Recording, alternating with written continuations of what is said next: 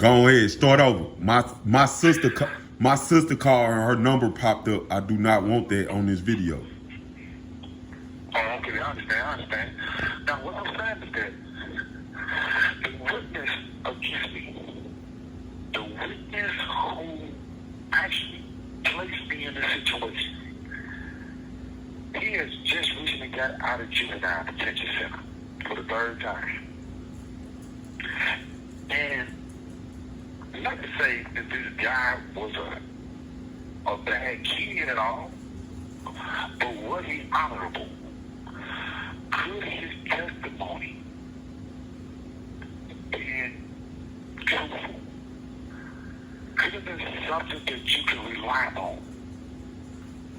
No, because every criminal, anybody that's in the streets, our main objective is to survive by any means necessary. And sad to say, in the streets, a lot of people have no honor. So lying, snitching, talent, whatever you want to call it, is a part of the game that they choose to play. And it plays right into the hands of the prosecutor's office. Now, just 2 months after I was arrested, the same witness, like I told you before, he, with 4 other people, came to an apartment building and robbed 7 people shooting dice. Shot at an elderly woman, 64 years old, holding her grandson. Now, this person here has just committed 7 murders, 2 assaults, 9 counts of armed action, and a burglary. But the prosecutor felt the need to use this witness to incarcerate me. So what do you do? He struck a deal. That's right. According to the United States Constitution or Missouri law, you're not supposed to make a deal with a witness. But this is common practice. Some informers get paid for their information, some are compensated in other ways. And in this particular case, this witness, he was compensated by assisting the prosecutor, and the prosecution would dismiss or either drop the charges against him for his crimes. Now get this. This is supposed to be just 2 months after he accused of a crime. 6 months after he committed that crime, he was arrested again for robbing a man who was just simply trying to make a living by delivering pizzas. So he took a shotgun and robbed this man. Would you believe he robbed this man exactly 43 feet away from my mother's home? Right down the 5500 block of Ashland. Right down 3.5 blocks away from where he was shot at 8 months prior to where his friend died 8 months prior. Now, when it was time to go to trial, July the 15th was the first day of my trial. And like I told you before, my trial attorney, she chose not to come to trial that day. Only because I asked her, if you're not going to represent me, if you're not going to defend me, then you need not show up at my trial, because I don't need you. Now, that right there gave the prosecutor enough time to make a decision as what they were going to do. So, what did they do? They turned around and made the decision. He, Elizabeth Brown, was the juvenile prosecutor's office, and Judge Michael Calvin made the decision to nullify or either take up under advisement the crimes against the witness. They took the robbery, the 2 assaults, the 9 counts of armed action, and the burglary. They took that up under advisement. This opened the door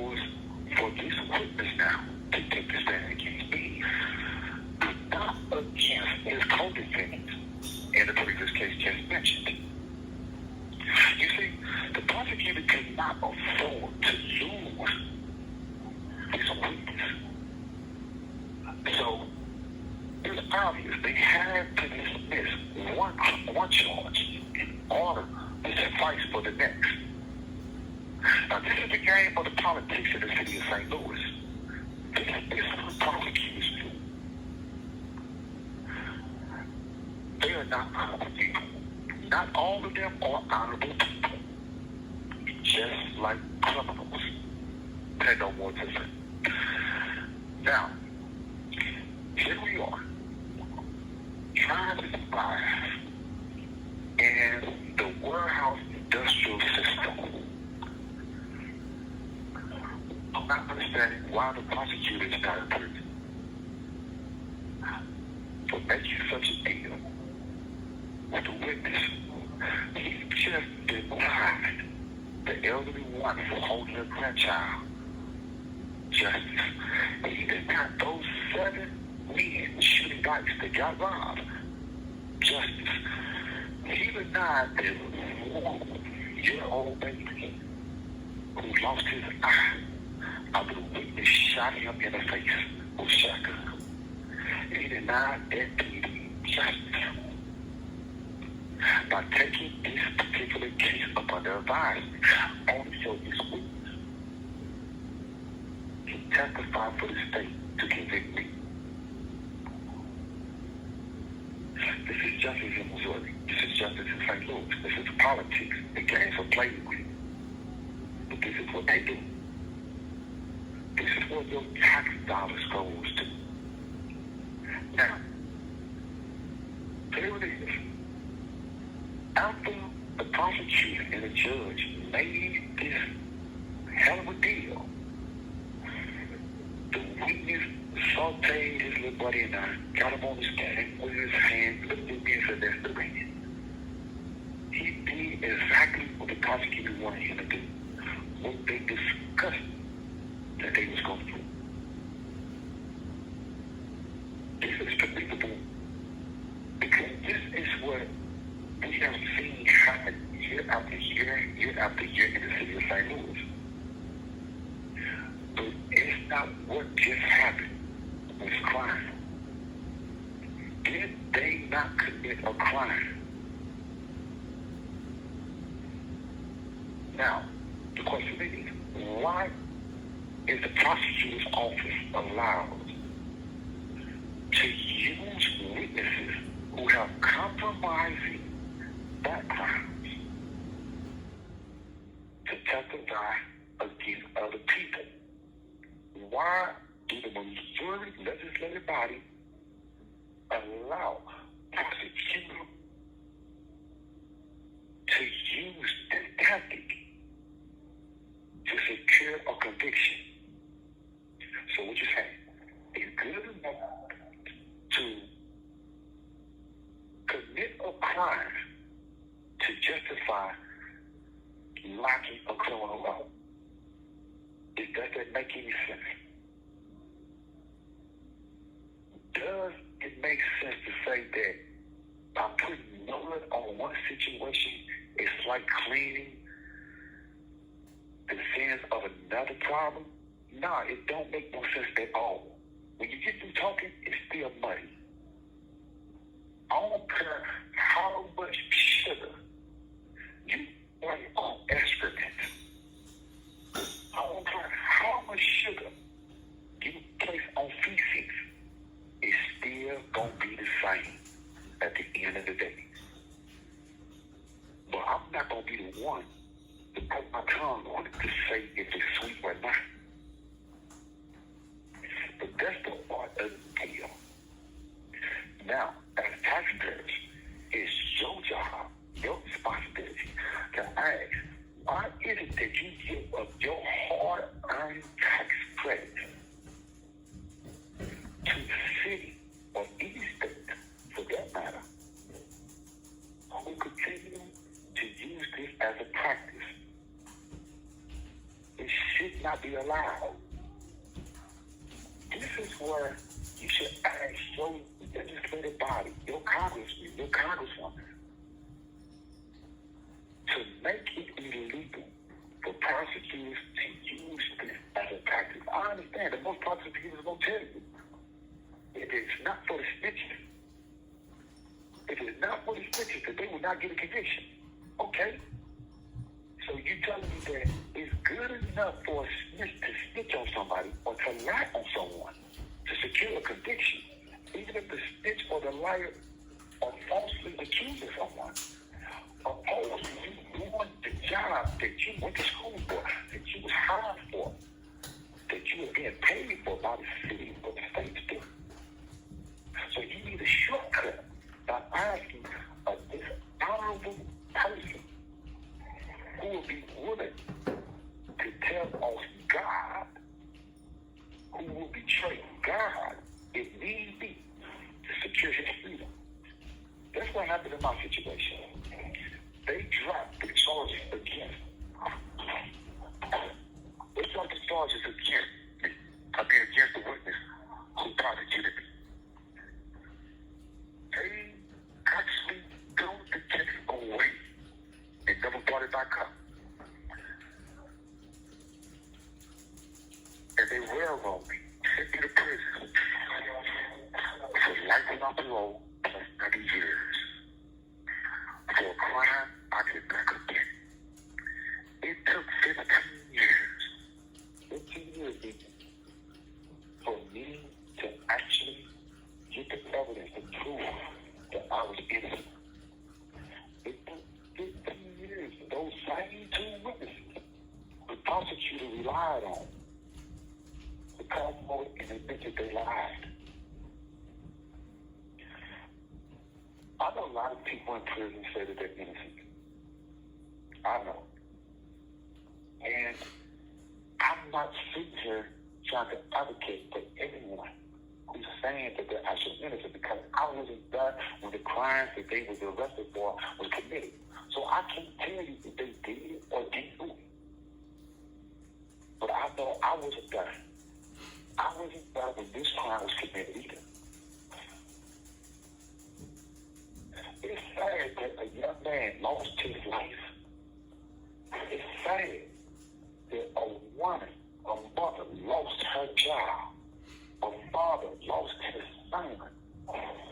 Some brothers and some sisters lost their siblings.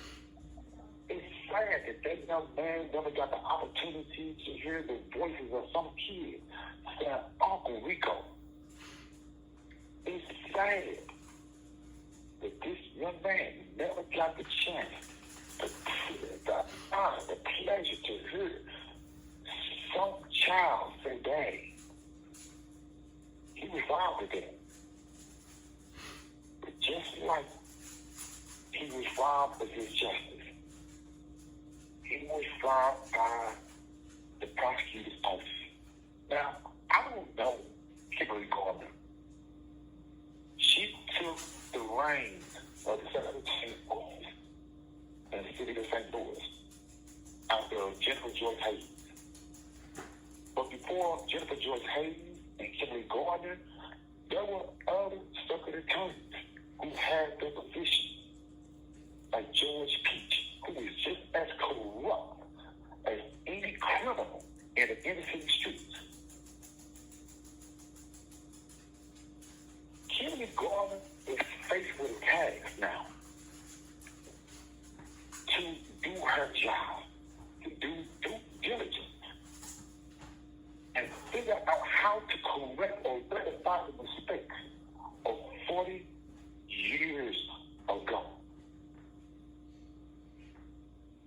When George Peach systematically corrupted the Circuit Attorney's Office for the city of St. Louis. So now she has to go back and figure out how to let LeVar Johnson go. She had already declared him innocent. But with the powers that be, they are now trying to prevent that again. So I already know when it's my opportunity to come up before her office, I already know I will be met with the same resistance that LeVar Johnson has been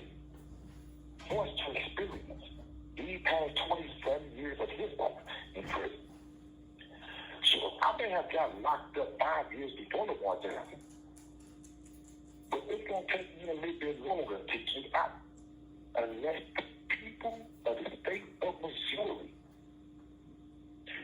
stand up and let their voices be heard for me and anybody else like myself.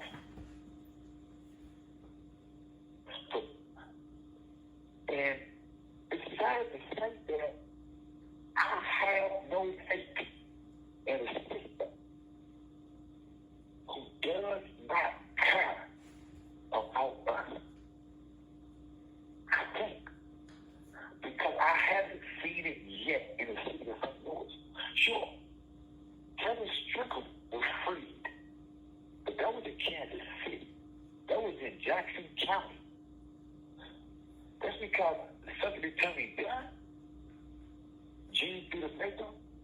That's because she invoked the new legislative law that passed upon the Missouri 547-031. It was originally known as Senate Bill 53. That's because she forced the hand of those who incarcerated him to face the music with this bill. That this bill was created for Kevin Strickland, Lamar Johnson, and myself, Christopher Dunn. This is what they say. But in all actuality, Senate Bill 53 to me was nothing but a Trojan horse. It was created to satisfy the people, to make the people believe that they are actually moving forward with progressive thinking on criminal reform, or how to correct the mistakes of previous attorneys who represented the city or the state of Missouri. This is what they claim. But for real, all it was a band-aid placed over a bullet wound. That's all it was. Because if that was the case, then the Attorney General for the state of Missouri, Barry Schmidt, would not still be against his second attorneys when they placed in the recommendation to either overturn the conviction, dismiss it, drop the charges, or to remand it back down for a new trial. If that was the case, then Eric Schmidt would not be fighting against the law that the Missouri legislative body put into effect to correct the mistake of the past. So what Eric Schmidt is doing is not progressive thinking. It's kidnapping. Eric Schmidt is actually committing a violation against the law. In other words, he is breaking the law. Now, what I'm not understanding is that why hasn't the legislative body who enacted Senate Bill 53 to create Missouri 547-031, why haven't any one of them came forward now during this stage? We're in the midterm of election. And Eric Schmidt is running for Senate for the state of Missouri. Why haven't these same politicians came forward and stepped in and say, no, we cannot bring these Washington, D.C. to represent the state of Missouri because you're no more than a criminal yourself. But I don't understand how is it that the man who is charged with safeguarding these constitutional rights to be free from cruel and unusual punishment, why is it that this man who was appointed by the state, by the people, to make sure that everyone is held accountable who is breaking the law, why hasn't this man been forced to face the music for violating the constitutional rights of everyone who has claimed to be actually innocent? in the way early strip. Let Kit Gibson of Kansas City do his job. Let Justice Bonus of New York do his job. Let Midwest Innocent Project do their job. Let Jean Peters of Kansas City do her job.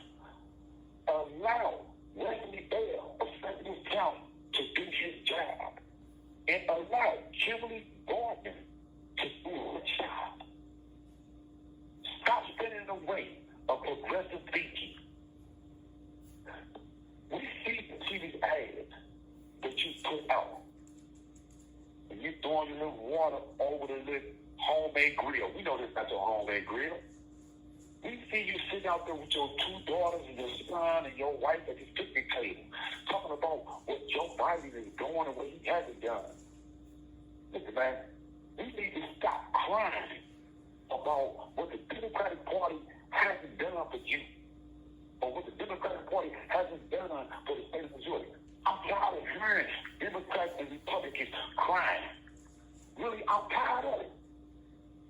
And I'm quite sure the Missouri people are tired of hearing the bickering, the back and forward bickering about who is doing and who is not doing what they should be. What you need to do is investigate why your office is still continuing to use witnesses who have compromising backgrounds, who are only out to save their own skin, and who is willing to still get up on the stand and testify against people, even if they know that it's wrong. Even if they knew that they was committing a violation. Even if they knew that they was robbing someone of their life and liberty. Why is it that your office continue to use irresponsible, immoral tactics like that? If they don't stop prosecuting misconduct, then what is? So you taxpayers in Missouri, you need to wake up. We do this one educational process until the day we leave this world. But until you stand up and do something, it's going to be a continuous process over and over and over again. Don't wake up when it's too late. When your grandchild, your husband, your wife, your cousin, your niece, your nephew, your son, your daughter is arrested. Don't be one of those people. Don't wait until the shoe is on the other foot. And then you ask yourself, why didn't I do something about this when I had the opportunity? Midterm elections are right around the corner. Ask Eric Schmidt to hold a debate. Ask them to have a town hall meeting. Allow them to speak. This is what I pose. Call on Tony Messenger of the St. Louis Post-Dispatch. Call on Luke Nazika of the Kansas City Star. Ask them too to sit in as guest moderators. They each ask the candidates particular questions for the people. Ask them the questions that need to be asked. Then what you do, you have people like Spencer Toler. He was sitting and ask a question to these same candidates. But at the same time, we'll also allow the opposite side of the aisle, which is Curtis Vaughn. That's right, Curtis Vaughn. Allow Curtis Vaughn to ask the same particular question.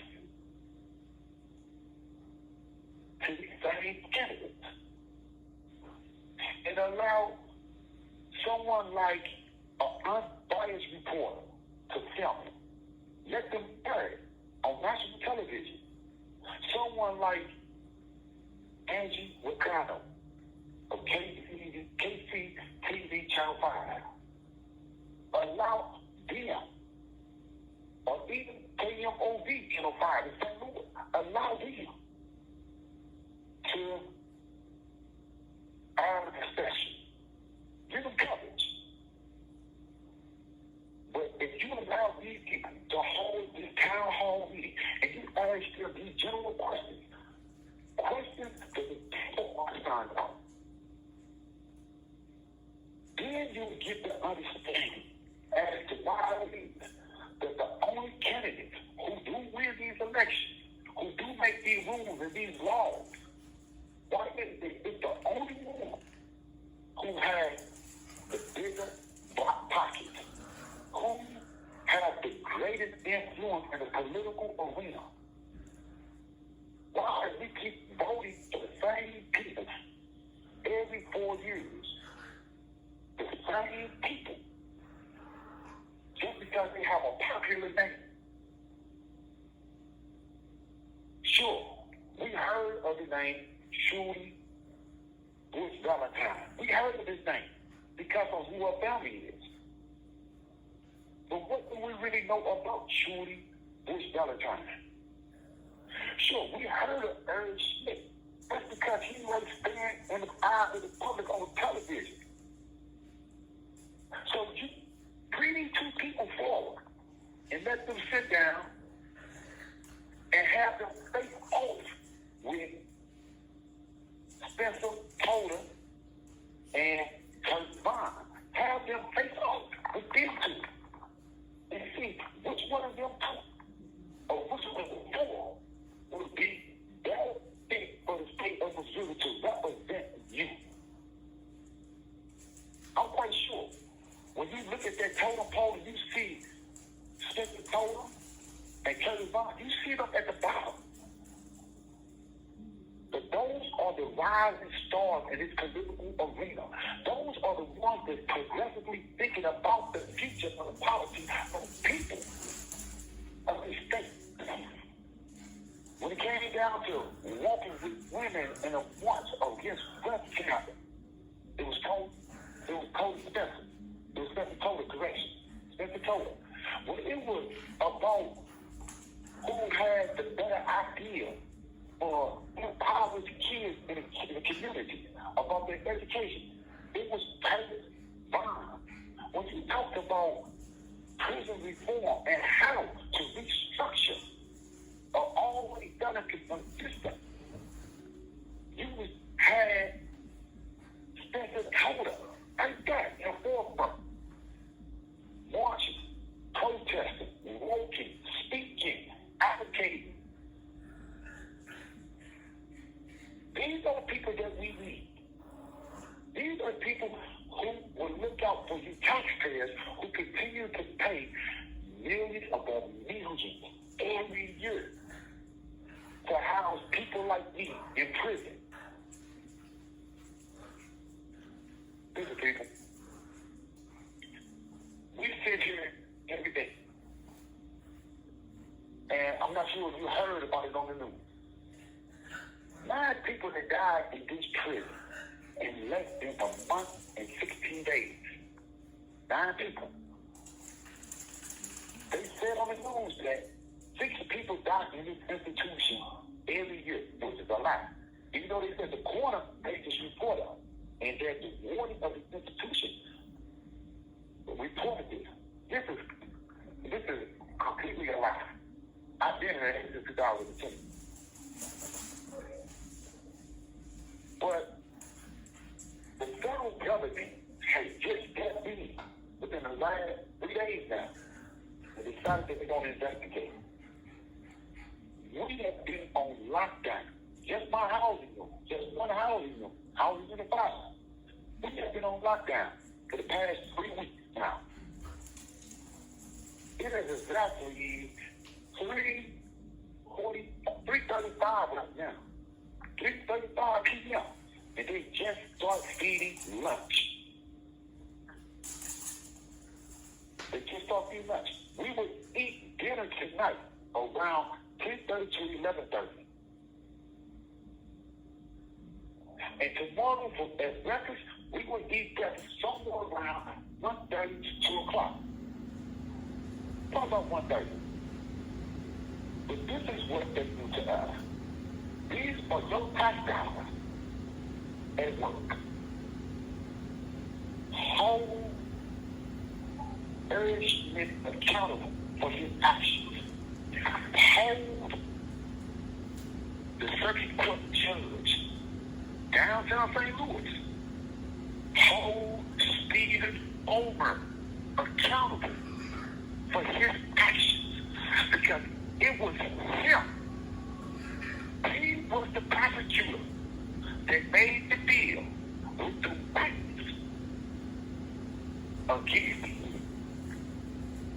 This came out of the witness' own mouth. The witness stated that he and the prosecutor had a deal. And the deal was, you people, guess what? Guess what they gave him to testify against me? Guess what they gave him, even though they knew he had 7 robberies, 9 counts of all-clear action, 2 first-degree assault, and a burglary, plus an additional robbery and all-clear action, and unlawful use of a weapon. Guess what they gave him? Judge Michael Calvin chose to bypass the recommendation. They chose to bypass the recommendation of 5 years to 15 years probation and gave him 3 years probation. And gave him 3 years probation. And they took under advisement the horrific crimes that he took.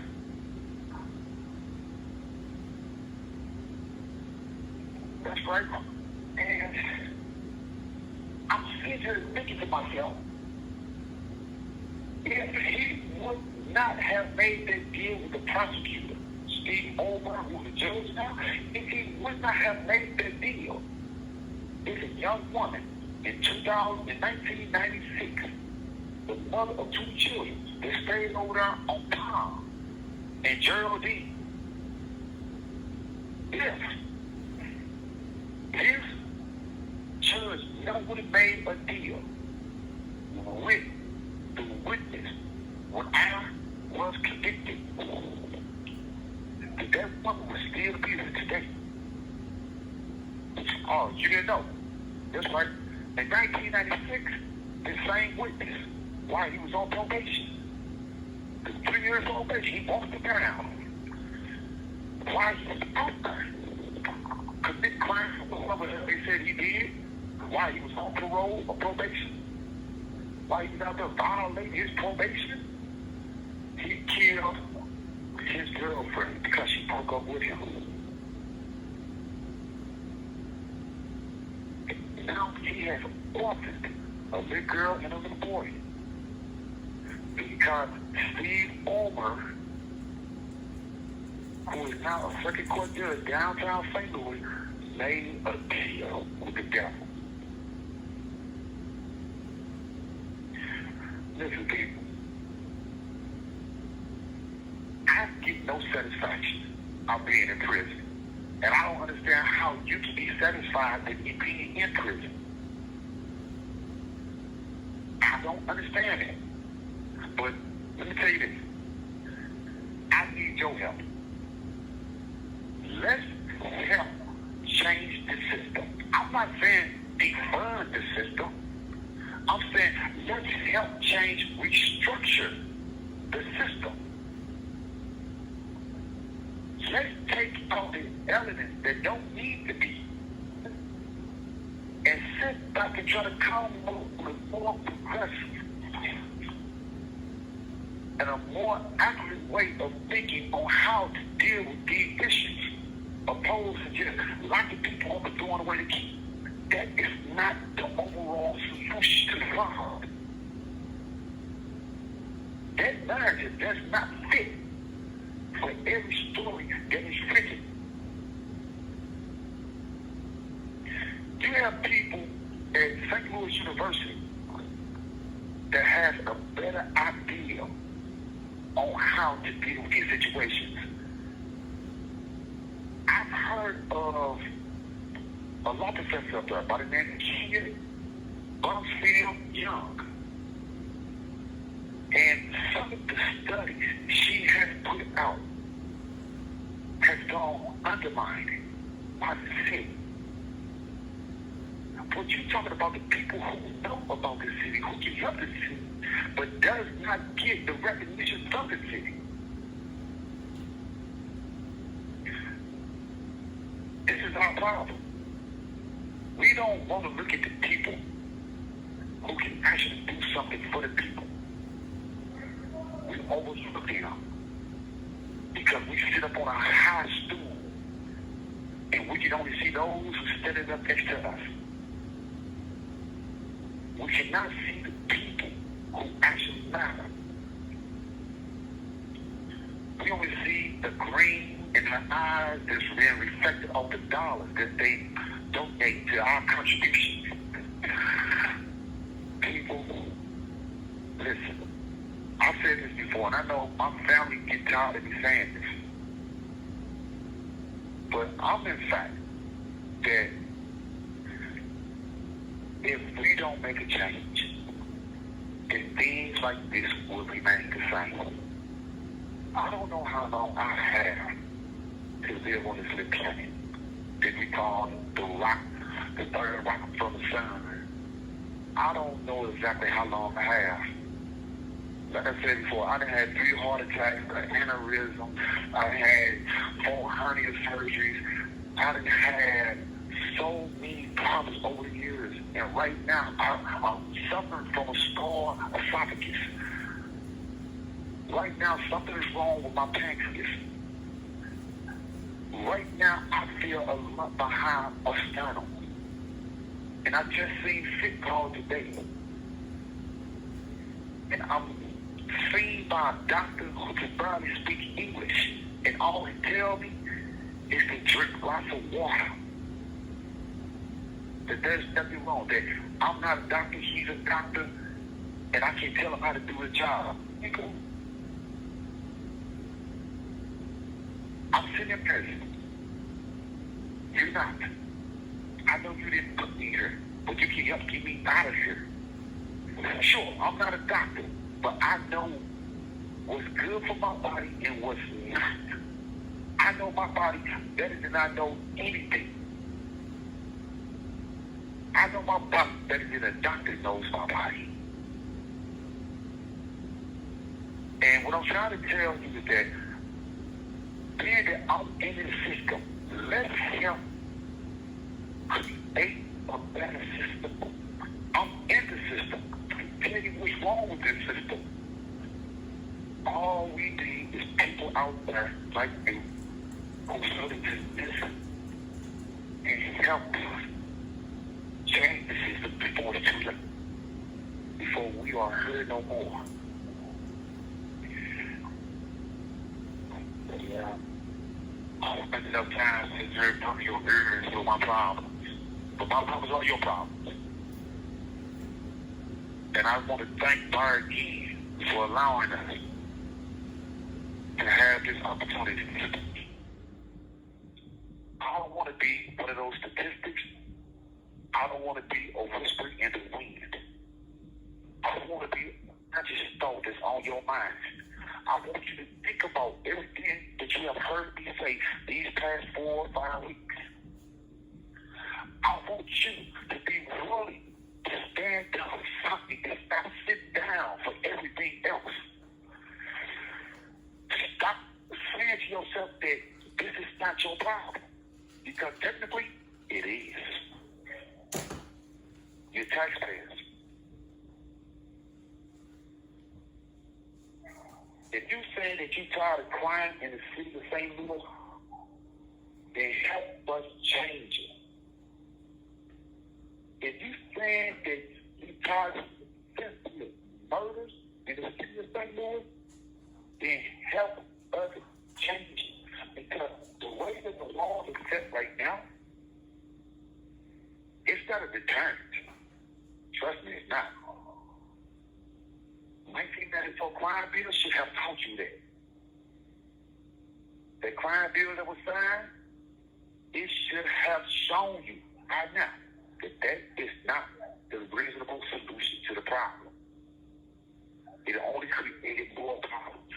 Crime has gotten worse, 100 times worse. Listen, people, it's time for me to sign off.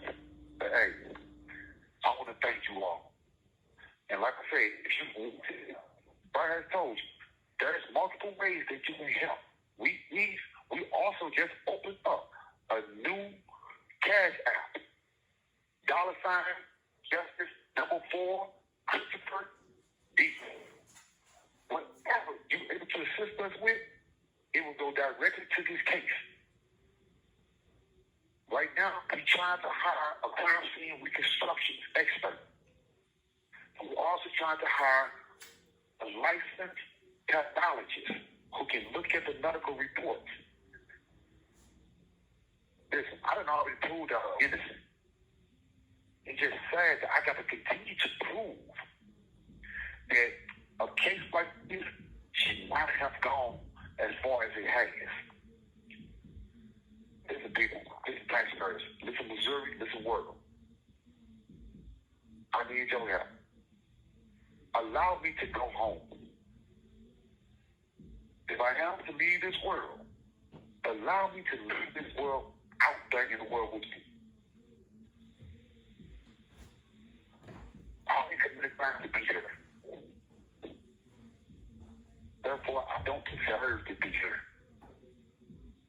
But I need you to stand up and voice your opinion. Stand up and lend your hand up. Don't be like those hypocrites who claim to be for the people, who say they're in office as a design by the people. I need for you to stand up. I need for you to ask people like Roger Burton, the Reverend Roger Burton. I need for you to ask people like the Reverend Earl Ness Jr. or Dr. Elijah Hankerson or Reverend Sandy Jones or Reverend Dr. Spencer L. Booker or Reverend Dr.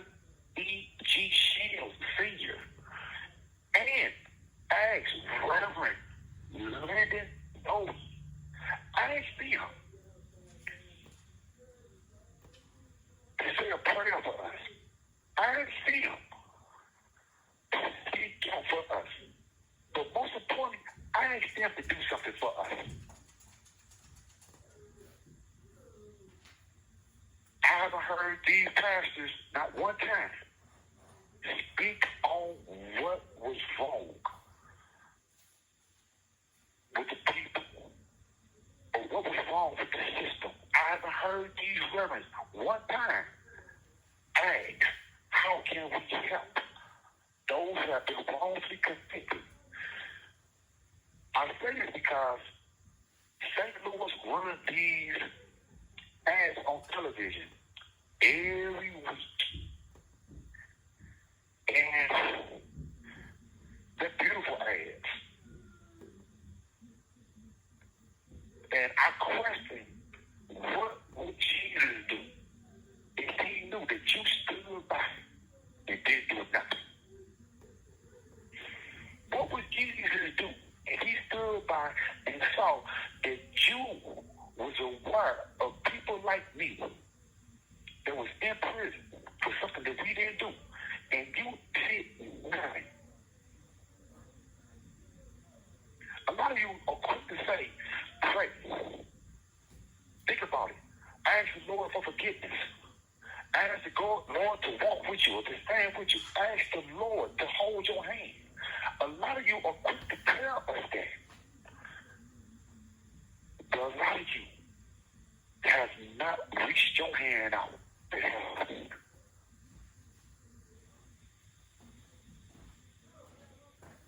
I've seen so many people and so many faces in churches, and they still are hoping for a wish and praying for a dream. But this is what will used to be.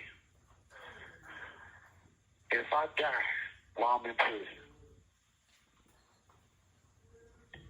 I just hope that my death will be so meaningful to someone that it will invoke change. Listen, I'm signing off. And as many of you would say, God bless you. Be at peace. Assalamu alaikum. And go with God. And to my little brother, bye. Baby, bro, I love you, man. You know I can't express exactly how much I appreciate you. You know what it is, man. I talk to you every Tuesday. Now, enjoy your day, man. Be safe, man. Hopefully, you'll be home next Tuesday. We ain't got to do this. Let's tell you about it, baby, bro. I love you, man. One.